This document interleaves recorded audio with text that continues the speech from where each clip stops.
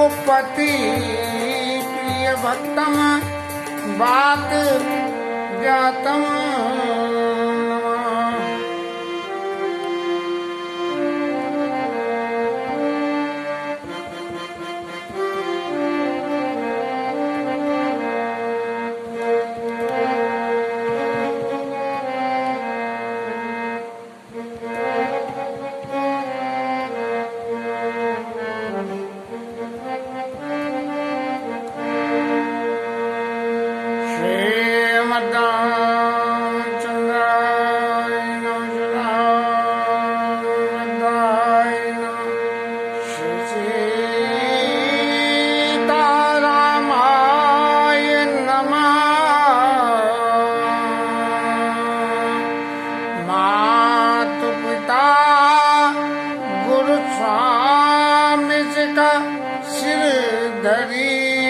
करिए समाय ले लाभ दिन जन्म को न तरो जन्म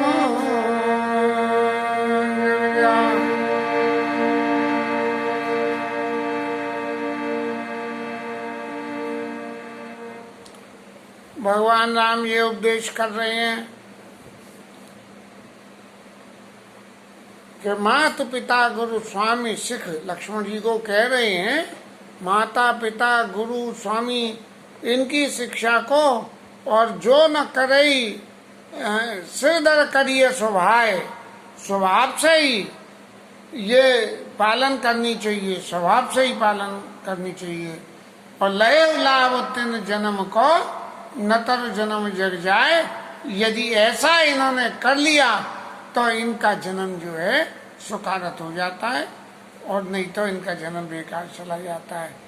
लेकिन इस स्नेह की परिभाषा में ये सारी शिक्षाएं उन सब के लिए हैं जिन लोगों को नीति प्यारी हो, नीति के हिसाब से चलना चाहते हो। लेकिन जब सिर्फ स्नेह के लिए ही जीवन समर्पित हो तो फिर ये सब बातें कोई मायने नहीं रखती हैं। और लक्ष्मण जी ने जब दुनिया भर के तर्क दे के ये कहा कि उत्तर नावत प्रेम बस भगवान की इन बातों को सुन के उत्तर तो कोई बना नहीं, लेकिन प्रेम के इतने वशीभूत थे। गए चरण कुलाय और नाथ दास मैं स्वामी तुमा तज उतकाहु बसाय। लक्ष्मण जी ने कह दी कि मैं तो सेवक हूँ और आप स्वामी हो, अगर छोड़ भी दोगे तो क्या है, मेरे को तो क्योंकि स्नेह है, स्नेह के वशीभूत में संग चलना चाहता हूँ। इसी स्नेह के संदर्भ में आज मुझे एक बहुत पुरानी कथा कोई 60 साल 65 साल की होगी, वो अपने ही घर परिवार की याद आती है कि हमारी माता जी ने मुझे बताई थी, क्योंकि उस समय पता नहीं मेरा जन्म हुआ भी था या नहीं था। लेकिन बात ये थी कि हमारे भाई साहब जो है हमारी आशा बहन जी को बहुत परेशान करते थे, खूब लातों से मारते थे उन्हें। दोनों ही छोटे थे, काफ़ी छोटे थे, तो जोर जोर से मारते थे। और माता जी कहती ने बताया था कि वो आशा बहन जी से कहती थी कि तुम सामने से हट जाओ, अरे तू हट जा, लेकिन वो फिर भी नहीं हटती थी और पिटती रहती थी उनसे। तो ये जो स्नेह की बात है, इसी स्नेह की पराकाष्ठा में लक्ष्मण जी राम जी के संग जुड़े हुए हैं और उन्होंने भगवान के इन मृदुल वचनों को सुन के और करुणा सिंधु सुबंध के सुनि मृदु वचन विनीत, ये स्नेह के वशीभूत होके जो विनय पूर्वक जो वचन लक्ष्मण जी ने जो कहा है कि नाथ दास में स्वामी तुम तजऊ तो कहावसाई, ऐसे भगवान राम उनसे प्रभावित हो गए और उन्होंने फिर उन्हें समझाया और समझा के ये समझ के कि ये स्नेह से बहुत ज़्यादा डरे हुए हैं। जब अतिशय स्नेह होता है तो घर में कोई बालक अपना सो रहा हो और कहीं पड़ोस में भी आग लग जाए तो कहीं मेरे घर तो ना पहुंच गई, ऐसे समझाए और लाए प्रभु जान संदेश सभीत, स्नेह से सभीत हुए। लक्ष्मण जी को समझाया कि भैया ये समझो, ये जो कुछ लीला है, ये लीला जो हो रही है इसमें तुम व्याधा मत बनो और हमारी शिक्षा को मानो, और नहीं मानो तो क्या करो, मांग वेदा मात समझाई, आव चलो बेगी बनवाई।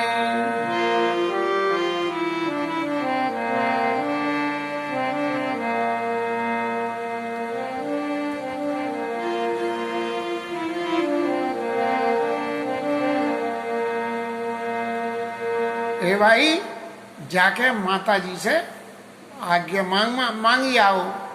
अब माता जी से आज्ञा मांगने का तो मतलब ये है कि सुमित्रा जी के पास जाना, और सुमित्रा जी के पास का चरित्र कभी भी ये उजागर नहीं हुआ कि सुमित्रा जी ने लक्ष्मण जी से कुछ कहियो कि राम जी की ऐसी सेवा करना, ये करना, वो करना। तो माता के पास जाके विदा मांगने का अर्थ ये है कि जब माँ ने कभी कोई आदेश ही नहीं दिया और आज जब उनसे आदेश मांगने जाएंगे तो वो स्नेह के वशीभूत होकर क्या कुछ कहेंगी, इस भ्रम से लक्ष्मण जी का मन थोड़ा सा संकोच में पड़ गया। मुदित भये सुन रघुवर वाणी, कुछ तो हो गए राम जी की वाणी को सुन के, और गए भय लाभ गई बड़े हानि, और उन्हें लगा कि अब लाभ तो हो गया, मुझे संग तो मिल जाना चाहिए ही। क्यों कि सुमित्रा जी ने जब कभी कोई जीवन में ऐसा उपदेश आदेश करा ही नहीं है, तो फिर आज भी भगवान राम के निर्णय के विरुद्ध कोई किसी तरह का आदेश करने के लिए वो कह दे, इसमें संशय, इसमें कोई संशय नहीं है कि वो कोई नया आदेश कर दे। हर्षित दे मातो पही आए, मनो अंध फिर लोचन पाए। बड़े खुशी खुशी माता जी के पास आए हैं, जैसे अंधे आदमी को दृष्टि लाभ हो गया होगा। जाई जननी पग नाय माता, मन रघुनंदन जानकी साथा। चरणों में सिर तो नवाया सुमित्रा जी के, और मन रघुनंदन जानकी साथा, मन उनका वहां डोल लिया था। और चरणों में कहीं ऐसा नहीं होगा वो जल्दी छोड़ के चले जाए, तो मन रघुनंदन जानकी साथा। पूछे माया तुम मलिन मन देके, लखन कही सब कथा। ऐसे क्योंकि मन तो वहां था और मर्यादा के वशीभूत होकर माँ के पास में यहाँ आना पड़ा था, तो इसीलिए थोड़ा मन में बड़ा संकोच हो रहा था कि कहीं छोड़ छाड़ के न चले जाएं। तो ऐसे में उनके जो मन में जो मलिनता थी उसे देख के, और सुमित्रा जी ने पूछा कि भैया क्या बात है, तुम्हारे मन में ऐसी बात है, ऐसी तुम्हारे स्वरूप से ऐसा लग रहा है कि तुम्हें कोई तकलीफ हो रही है, और क्या बात है। तो उन्होंने लखन कही सब कथा विशेषी, जो वनवास की कथा थी, और उस सारी कथा को उन्होंने विशेष रूप से कही सब कथा विशेषी, विशेष रूप से वर्णन करके उनको सुना दिया। अब सुमित्रा जी का नंबर आया है, तो सुमित्रा जी कहती है, जो पैसी राम बन जाए, अवध तुम्हार काज की चुनाई। इस पहले के लक्ष्मण जी कुछ कहें पूछें, सुमित्रा जी ने सीधा कह दिया कि यदि वो वन में जा रहे हैं तो फिर तुम्हारा अयोध्या में क्या काम है, तुम भी वहीं जाओ।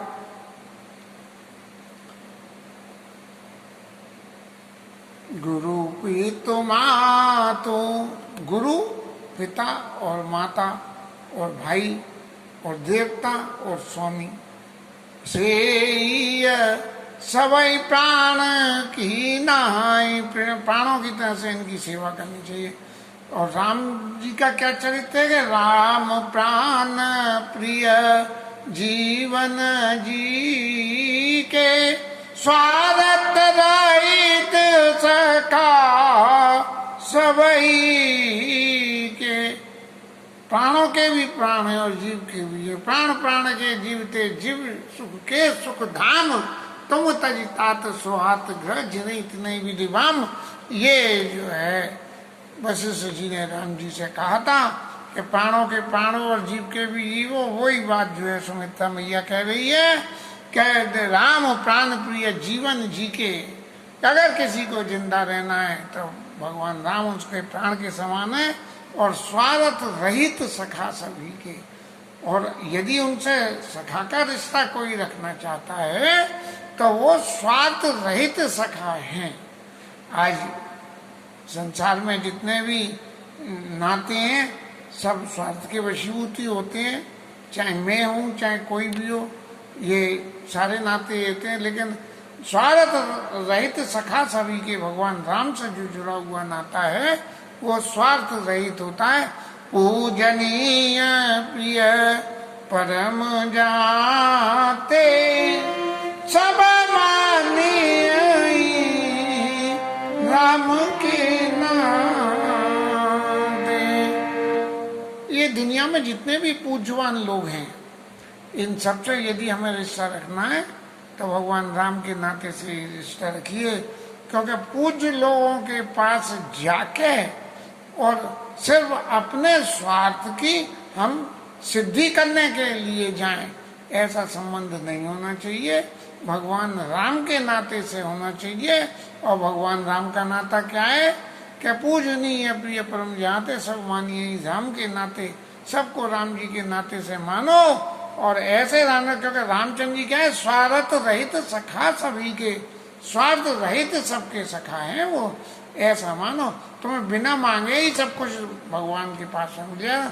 आशय जी जानी संग वन जाओ, ले तात जग जीवन लाओ। ऐसा विचार के तुम उनके संग में जाओ और अपने इस जन्म का ले तात जग जीवन लाओ। इस संसार में जन्म लेने का फल प्राप्त करो।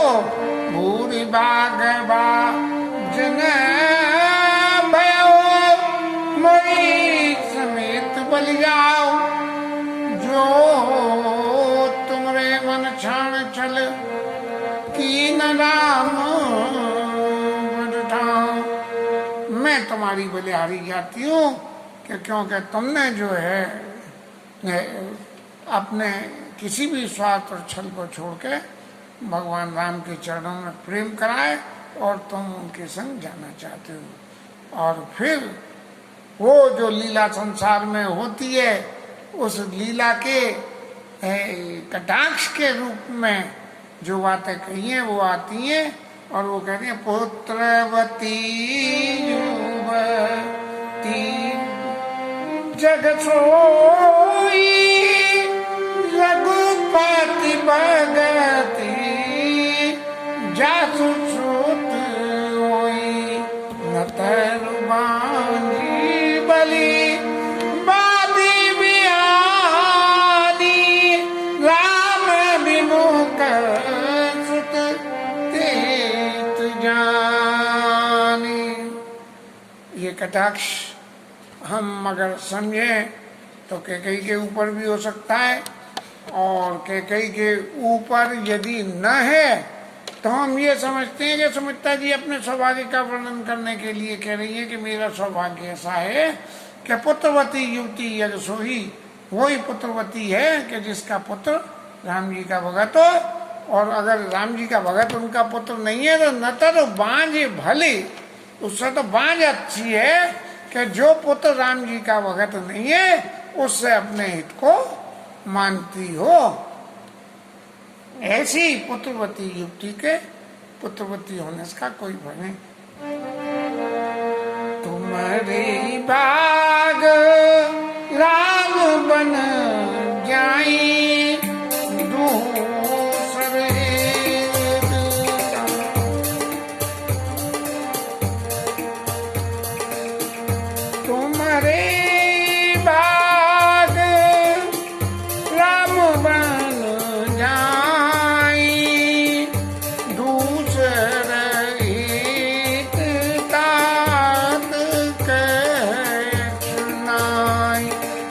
सकल सुकत कर बड़ फल एऊ सिय राम पद सहज सुनेऊ राग रोष श्यामर मोऊ जन सपने इनके बस हो सकल प्रकार विकार भी आई मन कम वचन करे सेवकाई तुम कहूँ बहना सब भांति सुपासु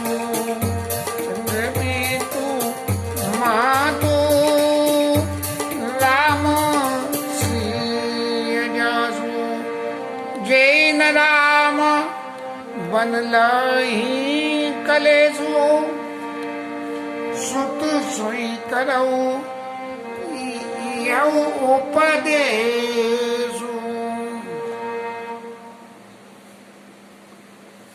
सुमित्रा मैया जब ये कहने लगी कि तुम कहूँ बन सब भांति सुपासु और संग पितु मातु राम सियासु, कि तुम्हारे माता पिता राम जी और सीता जी हैं, और यहाँ तक कई तात तुम्हार मातु बई दे पिता राम सब भांति सने। तुम्हारे माता पिता वो ही है, मैंने भले ही ये जन्म दिया है लेकिन तुम्हारे असली माता पिता तो रामचंद्र जी और सीता जी हैं। और ऐसा भी कोई ध्यान पड़ता है कि जिस वक्त लक्ष्मण जी को शक्ति लगी है और शक्ति लगने पर रामचंद्र जी विलाप कर रहे हैं, हनुमान जी संजीवनी बूटी लेने गए हैं, तब वो कह रहे हैं कि निज जननी के एक कुमारा, अपनी माता के आप एक ही पुत्र हैं। अब भैया जी तो लखन जी और शत्रुघ्न जी ये दो भाई हैं, और भरत जी कैकेयी से और राम जी कौशल्या मैया से। तो उस स्थिति में भैया ये बात क्या गलत है, लेकिन भगवान राम का जो विलाप है वो तात तुम्हारे मातु वेदेही वाले प्रसंग से जोड़ के है कि निज जनी के एक कुमारा और तासु तात तुम प्राण अधारा। जब जाने की आज्ञा दिए तो उनको एक बात और कही है कि राग और रोष और ईर्ष्या और मद और मोह इन किसी के भी वश में मत होना। लेकिन रामायण के चरित्र की व्याख्या में जब कभी भी भगवान राम के प्रति किसी ने कुछ अपकार वाली या अपकार जैसा लगने वाली बात कही है तो लक्ष्मण जी ने माता के इस उपदेश को उठा के रख दिया और बिल्कुल जो उस वक्त आवेश आया उस आवेश को बोला है। तब उपदेश यह जय तात सुमरे राम सिय सुख पावई। आपको क्या उपदेश है कि वो राम जी और सीता जी सुख पावे और पितु मातुपुर परिवार परिजन सुरत बन बिसरा वही। और कैसी तुम्हें सेवा करनी है कि सब पूरे घर को वो भूल जाए। पितु मात गुण परिवार परिजन इन सब की याद भी नहीं आवे। और तुलसी प्रभु के दे न पुण्य, तुलसी प्रभु के दे दीन पुण्य दई रति हो अबिरल अमल जी रघुवीर पद नित नित नई। अब जाने की आज्ञा दी है और आज्ञा देने के बाद उन्होंने ये आशीर्वाद करा कि तुमको जो है भगवान के चरणों में रोज नई प्रीति पैदा हो। रघुवीर पद नित नित नई। प्रीति का एक सबसे बड़ा लक्षण है क्या प्रीति में तो एक चीज होती है, हमें बड़ा अच्छा लगता है, काय बात से प्रीति है, भाई फलाने के यहाँ जा रहे हो यार, बड़े प्रेम से बुलाता है, भाई बड़ा अच्छा खिलाता है, भाई लेने देने में बड़ा वो है। और जब देखो जब नीति की बातें करता है, लेकिन रति होए अविरल अमल, अमल हो अविरल हो, कभी कम न होने वाली, और नित्य नई बातों के लिए भगवान के चरणों में प्रीति हो कि भगवान को, भगवान राम को इतना अपना हेतु मान लो कि जिसकी सीमा का कोई ठिकाना ही नहीं। गए मात चरण से नाई, चले तुरंत संकित हृदय, बागुर विषम तुराओ मनो, भाग मृग भाग बस। माता जी के चरणों में सिर निभा के ऐसी जल्दी से भगे जैसे कोई मृग जो है जाल में से छूट गया हो। कहीं ऐसा नहीं हो अभी तो माता जी अपनी ममता को सकोट के आज्ञा दे रही हो, थोड़ी देर में बुला ले, आओ आओ आओ आओ आओ, ऐसा नहीं। गए लखन जानकी ना तो वे मन मुदित पाई प्रिय साधु, बंदिरा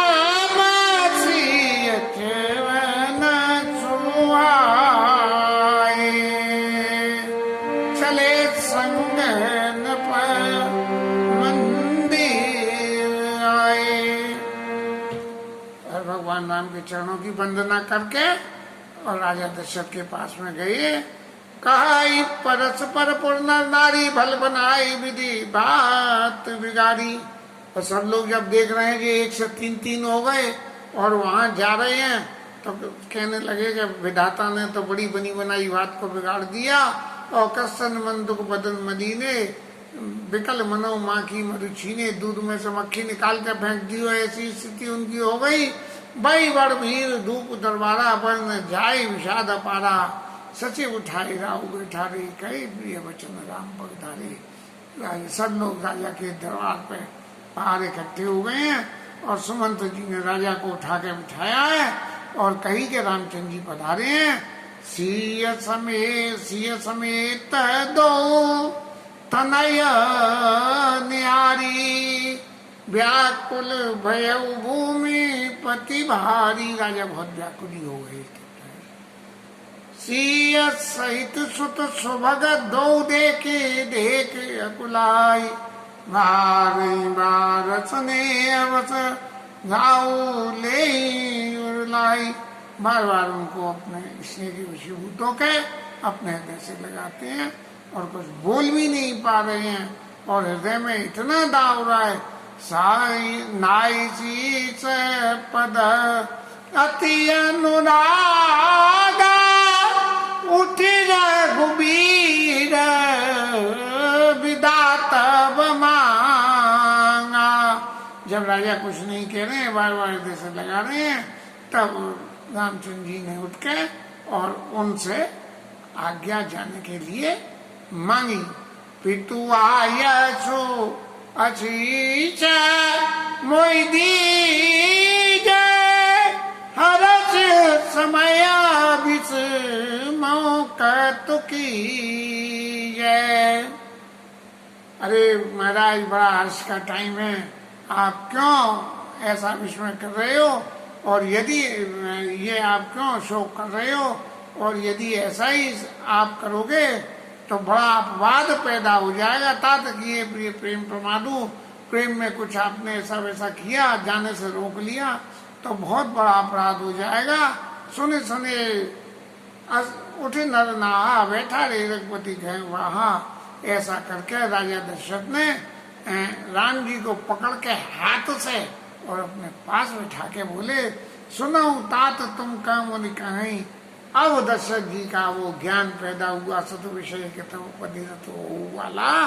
और उन्होंने कही कि तुमसे तो जो सब लोग कहते हैं कि तुम तो पूरे संसार के नायक हो, और नायक होने के नाते, संसार की क्रियाकलापों को देखने वालों के नाते तुम जो है जो जैसा कर्म करता है उस कर्म का फल भी देते हो। लेकिन जो कर्म करता है फल वो पाता है। और निगम ऐसी नीति कहती है कि कर्म करे कोई तो फल पावे कोई नहीं। जो जैसा कर्म करेगा अपने कर्म की गति को भुगतना पड़ता है। तो महाराज अपने कर्म की गति को भुगतने के लिए ये क्या हो रहा है कि कर्म तो करा मैंने कि कैकेयी के बस में हो गया और उसको वरदान दे दिया और वन में तुम्हें जाना पड़ा। भगवान राम मन में कह रही है कि महाराज कर्म तो मैंने भी करा था, तभी तो नारद जी ने मुझसे कही थी नारी विरह तुम हो दुखारी, तो उसकी लीला कोई पूरी करने के लिए मैं जा रहा हूँ। लेकिन महाराज अब आपसे क्या कहूँ इन सभी बातों को। तो दशरथ जी कह रहे और करे है अपराध को, अपराध तो कोई करे और पाव फल भोग, अति विचित्र भगवंत गति को जग जाने। अपराध तो कोई करे और फल कोई पावे, ये विधाता की गति बड़ी विचित्र है, इसको कोई भी समझ नहीं सकता। इसके साथ आज की कथा